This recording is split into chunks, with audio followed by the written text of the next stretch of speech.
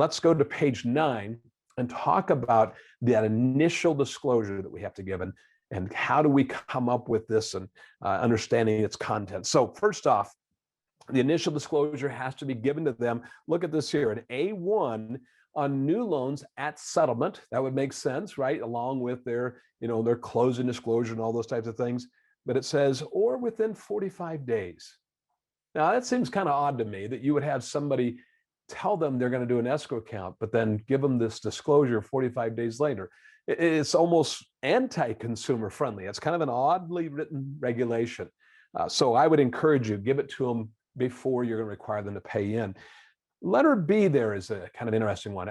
Probably all of you've had someone that didn't pay their taxes on time if you're not escrowing for them, or they didn't pay their insurance, and now we get a notice that they're delinquent on those things. I would say if someone does that, we're going to slam dunk an escrow on them. We're going to, on their existing loan, we're going to set this up so this wasn't happening again next year. So if you set up an escrow account on an existing loan, you don't need to refinance it. You just basically come up with an agreement that says we're going to add this modification to your loan, and you within 45 days need to give them an initial escrow disclosure. So again, I would highly recommend that you always give the paperwork before we require the money. This reg doesn't say you have to do that.